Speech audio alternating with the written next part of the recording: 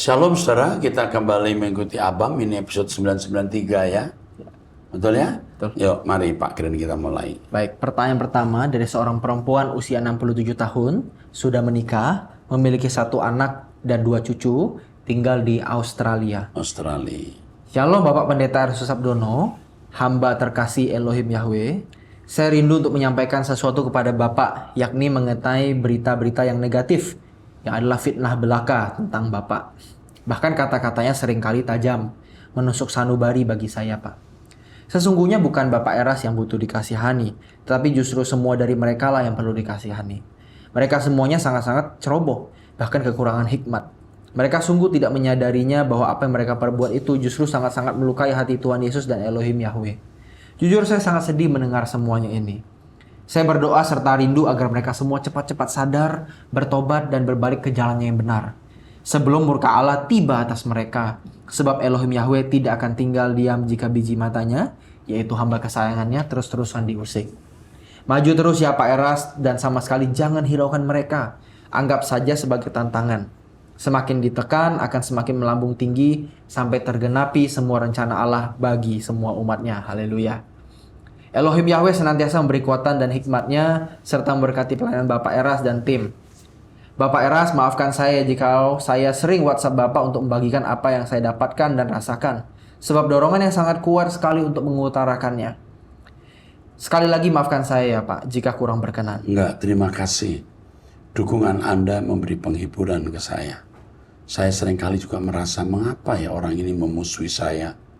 Ya, bahkan membuli dengan kata-kata kasar, bahkan membuat cerita-cerita yang merusak nama baik saya.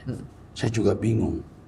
Terus, setiap kali mendengar khotbah Bapak, entah apapun judulnya, pasti ada sesuatu pesan yang sangat berharga yang kita dapatkan. Sesuatu yang sangat-sangat luar biasa. Betul, Bapak sangat limpah seperti khotbah Bapak tanggal 10 April 2024 tentang menjadikan Tuhan Allah Yahweh sebagai sahabat. Sungguh menemplak. Saya susah untuk diungkapkan dengan kata-kata. Terlalu limpah. Sering-sering mau meneteskan air mata Pak, karena begitu menakjubkan. Sungguh tak henti-hentinya bersyukur atas penyingkapan rahasia-rahasia Allah yang akan mengantarkan kita kepada hidup kekal, langit baru, bumi baru bersama Elohim Yahweh. Amin. Allah Yahweh memberkati kesehatan dan terus memakai Bapak sebagai alatnya sampai kesudahan segala sesuatu. ini sudah usia 67 tahun, lebih tua 2 tahun dari saya. Di Australia di mana ya? Coba nanti ditanya di mana. Siapa tahu suatu kali saya ke Melbourne atau Perth atau Sydney, Brisbane. Ya. Mungkin tahun depan saya ke Melbourne waktu anak saya di wisuda. Ya. Saya bisa ketemu dengan Esther Tan. Esther Tan, Mrs. Esther Tan, we thanks for your support, for your sincerely love. God bless you. Oke, teruskan yuk. Baik, selanjutnya seorang pria 46 tahun, kini berstatus duda. Shalom Pak Erastus, saya duda tidak memiliki anak. Saat ini freelance untuk building materials dan private equity. Tapi belum membuahkan hasil. Selalu ada saja yang membuat gagal.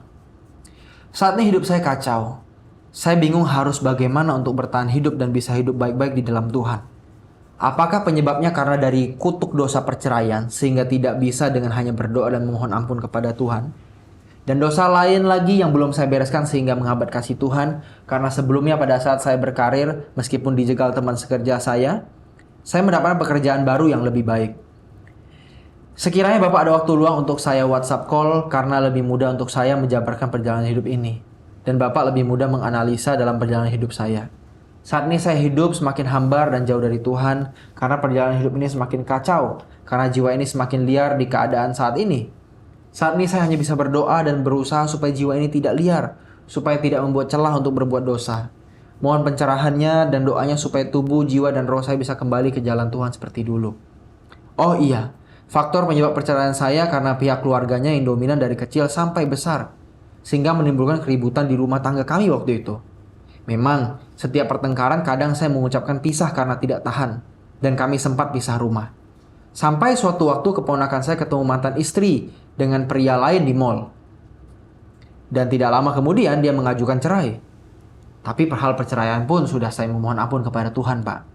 Dan pada saat dengar khotbah Pak Erastus, apapun alasannya tidak boleh bercerai, saya pun spontan berdoa meminta ampun, Pak. Sejak saat itu juga hidup saya semakin tidak baik. Seperti merokok, minum alkohol, dan kehidupan malam yang bebas. Puji Tuhan tidak sampai narkoba. Tolong dukungan doa dari Pak Erastus dan tim supaya saya bisa benar-benar taat dan setia kembali dalam Tuhan. Agar tubuh, jiwa, dan roh saya selalu mengutamakan Tuhan. God bless you. Yang pertama, Anda ini pria temperamen. Yang kedua, Anda ini orang yang cepat mengambil keputusan. Yang ketiga, Anda ini masih egois, mau dilayani, tidak mau mengerti atau kurang mengerti orang. Ya, mestinya Anda tidak sampai cerai. Tapi sekarang keadaan Anda malah makin terpuruk.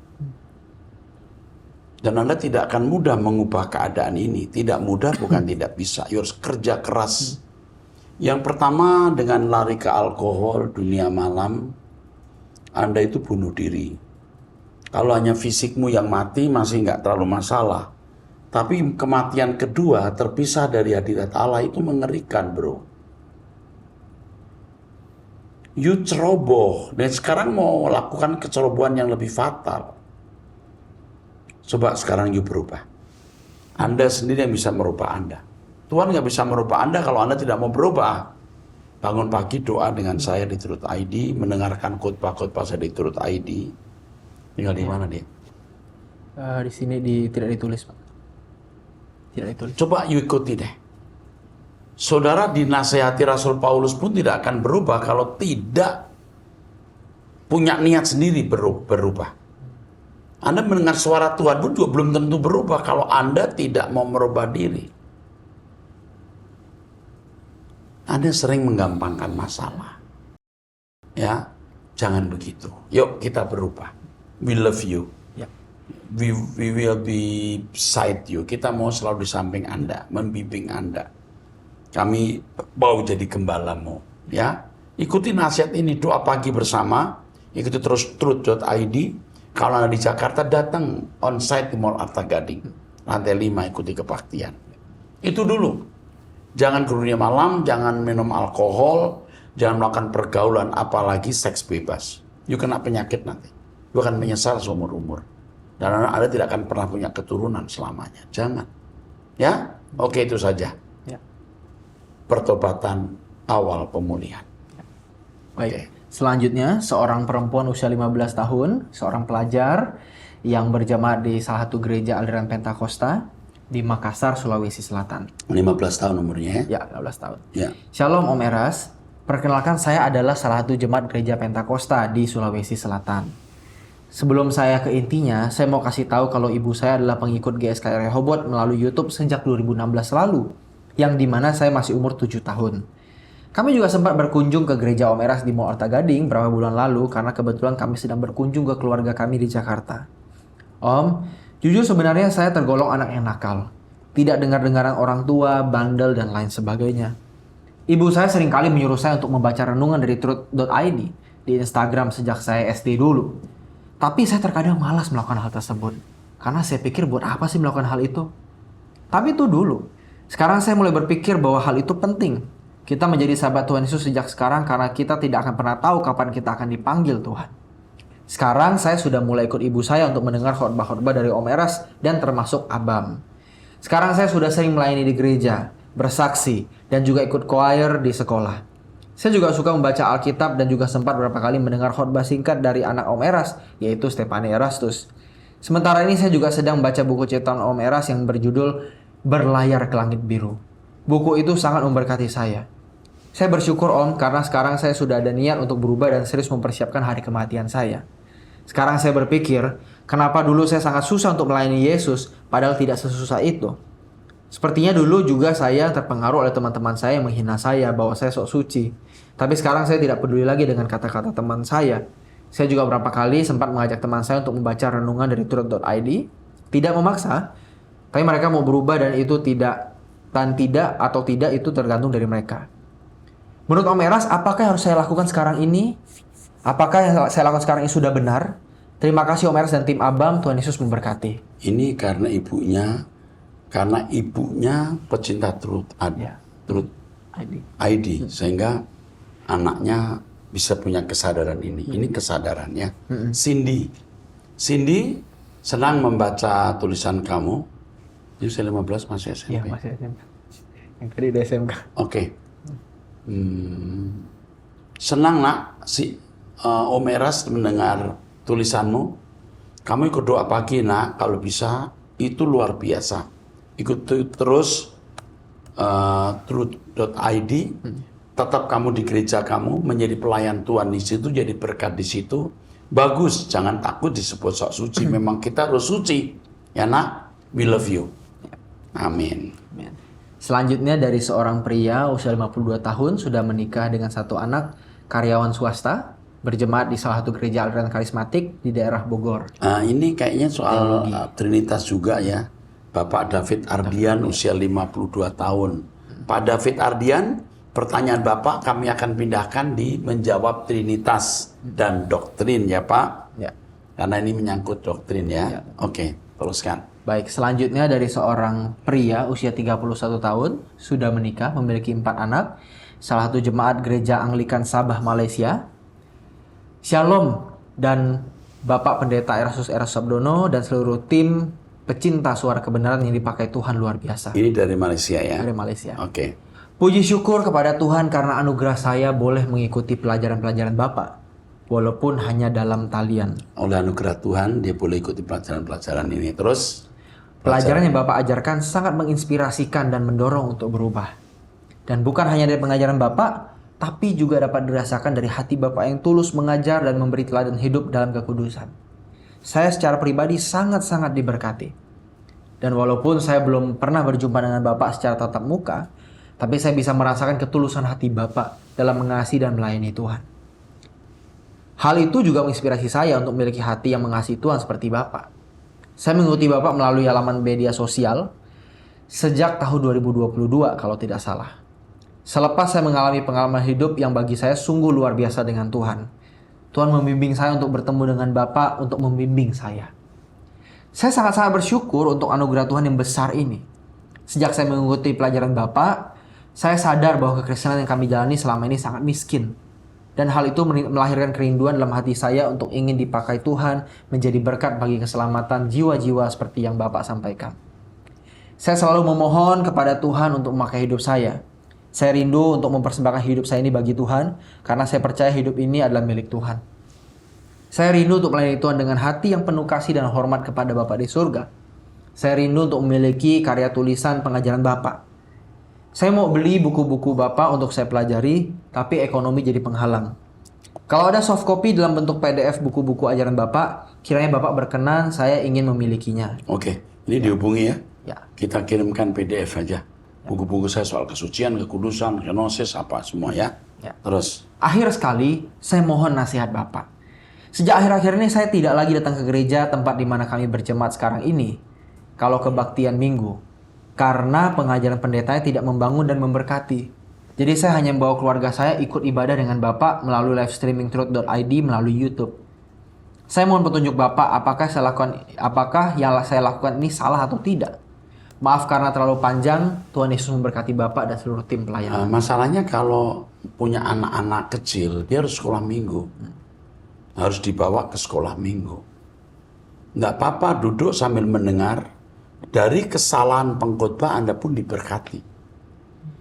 Dan setelah itu bisa mengikuti kebaktian tunda ya, siaran tunda. Ya.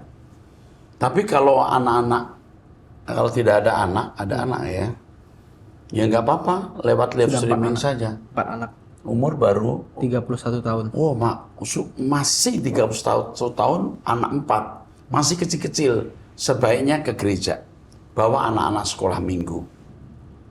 Dan kalau bisa jadi berkat di gereja itu, sampaikan. Kalau Anda nanti suatu hari bisa melayani, buka saja cabang GSKI di tempat Anda, kami dukung. Tapi kalau sekarang Anda bergereja, ya dukung saja gereja di tempat itu. Ya, sampai Anda mungkin tidak mendapat tempat lagi di situ. Ya, ini sementara itu. Bawa anak-anak ke gereja, jangan sampai tidak ke sekolah minggu. Kecuali nanti Anda bikin gereja sendiri dan Anda bikin sekolah minggu sendiri. Kami senang membaca kesaksian ini. Tuhan memberkati. Ya. Baik, selanjutnya dari seorang perempuan usia 56 tahun, single, jemaat GSKI Mall Arta Gading, tinggal di Kelapa Gading, Jakarta Utara. Shalom Pak Erastus dan tim Abam, terima kasih sebelumnya apabila pertanyaan saya dijawab. Saya jemaat GSKI Rehoboth MAG, hari Sabtu tanggal 6 April 2024, saya ikut doa puasa di gereja Bapak. Dan saya memang mengikuti doa puasa yang diselenggarakan pada saat itu. 30 hari itu ya? 30 hari. Terus? Setiap ada pertemuan acara GSKI onsite, saya usahakan datang, Pak. Tapi tanggal 6 kemarin sungguh luar biasa. Pada saat saya turun ke lantai 3, tiba-tiba saya menggunakan kaos pink. Saya melihat Bapak berdiri di ujung cafe Celestial. Dan saat itu Bapak melihat saya dan langsung tersenyum dan menyalami saya. Saya terus terang sangat kaget dan senang sekali bisa berjumpa sedekat itu dengan Bapak. Bapak waktu itu hanya bicara 3 kalimat kepada saya. Pertama, sendirian saja. Saya menjawab iya. Lalu Bapak bilang, kamu tiroid ya? Saya kaget dan menjawab iya. Saya bingung kok Bapak bisa tahu sakit saya. Ketika Bapak bilang, jangan makan sembarangan ya. Saya sangat kaget Pak. Karena terus terang saya memang ada benjolan di leher. Dan salah satu permohonan saya dalam doa puasa adalah saya minta Tuhan sembuhkan saya. Saat Bapak bicara kepada saya merasa seperti Tuhan bicara langsung kepada saya Pak. Saya pulang dari situ, saya menangis Pak. Karena Senin tanggal 8 April memang saya ada jadwal cek ke dokter onkologi. Dan setelah saya cek, dokter tersebut kemungkinan berkata bahwa saya kena kanker tiroid. Saya disarankan untuk segera operasi Pak Eras. Tapi sebenarnya saya agak takut Pak kalau saya harus dioperasi. Juga masalah biaya yang besar. Pertanyaan saya, apakah saya harus melakukan operasi ya Pak? Saya sudah doa dan saya mendapatkan nubuatan waktu saya doa. Kalau tidak perlu dioperasi. Saya ingin tanya Pak, apakah ini benar jawaban Tuhan atau kemauan hati saya saja? Atau seperti Bapak bilang, saya cukup doa saja. Saya bingung Pak. Saya mohon dukungan untuk doa Pak. Saya ingin sungguh-sungguh melayani Tuhan di sisa umur hidup saya Pak. Tapi tidak tahu di bidang apa. Saya sudah daftar di Home Plus juga, tapi belum ada kelanjutan. Dan ini sudah diberikan ke bagian Home untuk di follow up untuk kegiatan kelanjutannya serta keanggotaannya. Dan di sini saya berterima kasih Pak dengan Pak Erastus karena banyak khotbah-khotbah Bapak yang mengubah pandangan hidup saya. Tiap hari saya ikut doa pagi juga, ikut semua kegiatan GSKI. Sekarang saya jadi pemburu Tuhan Pak. Terima kasih Pak Eras, mudah-mudahan Bapak tetap sehat dan jadi berkat buat sesama. Ini tolong di Esther, dilayani pribadi. Ya. Kita tidak bisa menjawab ya. Karena ini pergumulan pribadi satu, operasi, biaya, dan lain-lain ya. Oke. Kami tetap akan mendampingi Ibu, apalagi Ibu jemaat GSKI. Ya. Kami gembala dan pelayan yang pasti mendampingi Ibu. Oke, teruskan. Selanjutnya dari seorang pria usia 33 tahun, berprofesi sebagai karyawan swasta di Riau. Shalom Pak Eras, Bapak Rohaniku, semoga sehat dan dalam lindungannya. Saya ingin bertanya, masa kecil saya adalah pribadi yang belum kenal Tuhan dan banyak bertingkah serta tidak sesuai sopan santun juga. Pertemuan progresif dengan Tuhan bermula sejak zaman SMA puluhan tahun lalu, serta mengenal pribadi seperti Bapak. Tidak bisa dipungkiri bahwa masa lalu saya kelam. Apakah saya salah dengan membenci masa lalu secara keseluruhan? Rata-rata manusia tidak suka dengan masa lalunya. Apakah itu dosa? Terima kasih Tuhan. Masa lalu sudah berlalu. Tidak perlu dibenci, tidak perlu disayang. Karena sudah lalu. Tetapi disyukuri. Karena semua yang terjadi bisa menjadi sarana Tuhan untuk membuat kita mempersiapkan hari depan. Jadi tidak perlu kita marah, tidak perlu juga kita tidak marah, diam dan mensyukuri saja. Karena masa lalu bisa menjadi pijakan menatap hari esok. Masa lalu bisa menjadi guru yang baik. Jadi yang penting sekarang bagaimana kita menatap masa depan. Usiamu masih 33 tahun. Di sini tidak ada penjelasan kamu sudah menikah atau belum. Ikut Truth ID, doa pagi, kamu akan terus bertumbuh dalam Tuhan. Masa lalu jangan membuat kamu terintimidasi. Syukuri karena kamu masih bisa hidup hari ini. Untung ya, masa lalu kamu gak pernah tenggelam di laut, kau mati atau kamu tabrakan, kehilangan 2 tangan atau 2 mata. Bersyukur kamu masih sehat seperti ini. Amin. Gitu ya. Menatap hari esok saja, jangan menoleh ke belakang. Oke. Ya. Baik. Selanjutnya, seorang pria usia 24 tahun, mahasiswa, jemaat GSKI MAG di Bogor. Tinggalnya Bogor, Ya, oke. tinggal di Bogor. Saya ingin bercerita sedikit. Sebentar, ini panjang. Ada yang pribadi nggak? Oke, teruskan. Saya ingin bercerita sedikit. Saya sedang menderita sakit GERD sejak bulan Juli 2023 hingga saat ini. Saat awal-awal sakit, saya masuk IGD bisa 3-4 kali dalam waktu sebulan. Hanya sekedar diberi painkiller injeksi saja untuk menghentikan rasa sakit lalu pulang. Saya pernah dirawat juga di rumah sakit sebanyak 2 kali dengan 2 dokter berbeda dan di rumah sakit yang berbeda. Tetapi dokter-dokter pun tidak menemukan adanya masalah dalam tubuh saya. Ini harus diberi nasihat khusus nih. Oke, teruskan. Oke. Terus. Dan memvonis GERD pun tidak. Padahal saya sudah berapa kali cek darah dan juga ronsen hingga USG. Saya sendiri yang menganggap ini merupakan penyakit GERD karena ciri-ciri yang saya rasakan persis seperti GERD. Lalu saya mulai lebih mendekatkan diri lagi kepada Tuhan. Oke, untuk tahu Anda GERD atau tidak, jangan hanya datang ke satu dokter. Bisa 2-3 dokter.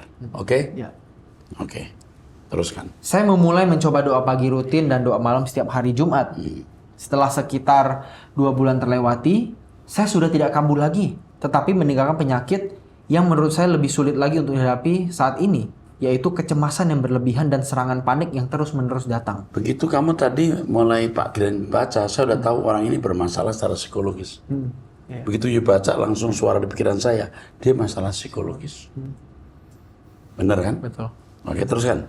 Setiap serangan itu datang, seperti jantung berdebar kencang, dada sangat sesak seperti dihimpit, tangan dan kaki dingin, dan kesadaran seperti menurun hingga mau pingsan rasanya. Kepala selalu berpikir, aduh, sepertinya saya mati hari ini. Sangat sulit. Rumahnya Bogor, datang ke hari Jumat, luar biasa loh. Iya. Terus? Saya sangat sulit untuk mengalihkan perhatian untuk tidak terfokus kepada serangan tersebut hingga akhirnya tubuh lemas, capek lalu tertidur. Tetapi waktu sebelum tertidur, kepala pun pasti memikirkan, apakah saya masih bisa bangun lagi setelah tertidur ini? Masalah, Mak. Atau saya tidak akan pernah bangun lagi? Nah, ini masalah psikis. Terus? Saya sangat sulit mendeskripsikan apa yang saya rasakan saat serangan tersebut timbul. Lalu saya mencoba untuk berdoa di kamar seperti yang Bapak ajarkan dengan menyetel siaran ulang penyembahan doa malam untuk memudahkan saya menyembah kepada Allah Bapa. Hingga saat ini saya selalu mengikuti doa malam, doa puasa, serta doa pagi, walau terkadang beberapa kali ketiduran saat di tengah-tengah doa. Tetapi saya selalu berusaha untuk tidak ikut doa dan tetap doa puasa walaupun saya tidak berdoa ya, doa terus ya. Walaupun saya tidak berpuasa karena saya masih menjaga pola makan saya untuk selalu tepat waktu untuk mencegah kambuh dari GERD. Dan setiap saya mendapat serangan, saya berdoa menyembah dengan fokus. Pasti setelah itu seperti ada perasaan lega di dada. Iya, ini masalah psikis. Terus? Pada saat doa malam tanggal 22 Maret, saya berdoa menyembah dengan hati yang pecah dan pikiran terfokus kepada Allah Bapa. Lalu mulut saya mengeluarkan kata-kata yang saya tidak tahu sebelumnya. Yang saya rasa itu adalah bahasa roh. Padahal sebelumnya saat berdoa menyembah saya hanya mengucapkan haleluya, terima kasih Allah Bapa Yahwehku dan Tuhan Yesusku dengan bernada. Lalu pada saat ibadah Jumat Agung, saya hadir onsite di Mall Arta Gading pukul 11. Saya diberikan anggur perjamuan di mana hosti diberikan kutipan ayat Alkitab. Saat diberikan pada awal masuk, saya tidak memperhatikan dan tidak membaca sama sekali kutipan ayat Alkitab pada hosti yang saya dapatkan. Namun setelah saat akan memakan dan minum perjamuan kudus, saya baru membaca kutipan pada hosti tersebut yang bertuliskan, Aku menyertai kamu senantiasa sampai kepada akhir zaman. Lalu saya terdiam sejenak dan air mata saya mulai menetes dan hati pecah, namun saya menahannya. Pertanyaan pertama saya, apakah mungkin kejadian-kejadian itu termasuk aksi Tuhan yang ingin berbicara kepada saya melalui suatu media dan memberikan pengharapan kepada saya? 100% ya. Atau itu hanya sebuah kebetulan saja karena perjamuan tersebut diberikan Allah secara mengasihimu dan Allah sedang menggarap kamu. Ya. Terus. Pertanyaan kedua, apakah ini memang merupakan suatu penyakit atau bisa jadi kuasa gelap dalam pikiran saya? Ini lebih ke masalah psikis. Sejak begitu dibaca Pak Glenn, lalu ada suara di hati saya, masalah psikis. Terus. Karena saya pun mengakui bahwa saya adalah orang yang gampang terpengaruh dan overthinking. Karena setelah saya mulai rajin berdoa dan menyembah, serta bertarung untuk hidup lebih kudus lagi, saya baru mengalami momen di mana saya menyembah dengan mengeluarkan kata-kata yang tidak saya mengerti sebelumnya, atau bahasa roh. dan mendapatkan kutipan ayat Alkitab pada Hosi Perjamuan Kudus tersebut yang membuat saya merasa itu merupakan tanda dari Tuhan untuk saya dan mungkin ingin memberitahu saya akan keberadaannya. Memang saya berapa tahun ke belakang berkuliah dengan tidak serius, main-main dan bermalas-malasan. Saya tahu betul bahwa ini merupakan sentilan Tuhan untuk saya. Saya sedang sangat mencoba untuk hidup berubah drastis karena saya takut apabila Tuhan pukul saya, entah sakit yang lebih parah ataupun bisa jadi langsung meninggal, saya masuk neraka kekal, tidak ada jalan kembali. Terima kasih sebelumnya. Allah, Bapak Yahweh dan Tuhan Yesus memberkati. Nah, sebenarnya itu masalah psikis. Jadi kamu teruskan doa mencari Tuhan, kamu akan sembuh. Ya. Tapi masalah yang saya khawatirkan, kamu tidak rajin belajar, tidak rajin kuliah. Kamu menggampangkan masalah dan orangnya rileks. Rileks, santai. Dan itu membuat kamu tidak punya target. Dan itu sebenarnya membuat kamu menjadi rusak. Miliki target dan kerja keras untuk mencapai target itu. Ya. Oke. Kita akan teruskan dengan pertanyaan ini. Ya. Baik, selanjutnya ya. Dari seorang perempuan 53 tahun, sudah menikah, memiliki satu anak, seorang jemaat di gereja Beralian Protestan, dan tinggal di Bandung. Saya ingin penjelasan tentang persepuluhan dan persembahan yang benar. Bagaimana caranya memberikan persembahan dan perpuluhan yang benar dan berkenan di hadapan Allah di saat kondisi keuangan sedang tidak stabil. Begini, ini selalu ada masalah. Yang pertama, perpuluhan itu untuk bangsa Israel. Dari 12 suku, satu suku tidak mendapat bagian, yang 11 memberi perpuluhan. Oke? Jelas bukan untuk orang Kristen. Untuk orang Kristen harus dalam kepekaan Roh Kudus mengerti apa yang harus dipersembahkan untuk Tuhan. Jadi kita itu sebagai orang Kristen bukan lagi ada sekian persen. Nggak ada lagi. Pimpinan Roh Kudus berapa yang harus kita persembahkan? Ada saatnya di mana kita memang tidak bisa memberi persembahan. Ada saatnya kita bisa memberikan 1 dari 2 rumah kita atau dari 3 rumah kita. Tergantung bagaimana Roh Kudus pimpin. Nah, ini yang penting saudara-saudara pahami. Cukup. Ya, oke. Baik, selanjutnya dari seorang wanita 39 tahun belum menikah, melayani di sebuah yayasan Kristen di bidang pendidikan, tinggal di Sanggau, Kalimantan Barat. Shalom Bapak Eras, Bapak rohaniku. Saya hanya ingin menyampaikan terima kasih kepada Pak Erastus dan Truth.id karena berkat pelayanan dan pemberitaan firman Tuhan melalui Pak Eras, kehidupan rohani saya semakin bertumbuh. Saya semakin mencintai Tuhan, setiap hari semangat untuk setia mengikuti kegiatan ibadah streaming maupun non-streaming dari Truth.id. Setiap hari khususnya selama doa puasa sebulan ini, saya selalu semangat untuk mengikuti online-nya melalui YouTube. Kalau tidak ikut, rasanya ada yang kurang. Karena saya sendirian, dengan adanya Truth.id, serasa saya punya komunitas rohani penyemangat hidup saya. Sekalipun saya hidup di yayasan, namun kadang saya merasa sendirian. Puji Tuhan, dengan mengikuti kegiatan-kegiatan di Truth.id, saya merasa ada teman setiap hari. Pokoknya mantap betul deh Pak. Bolehkah saya menganggap Bapak sebagai Bapak rohani saya?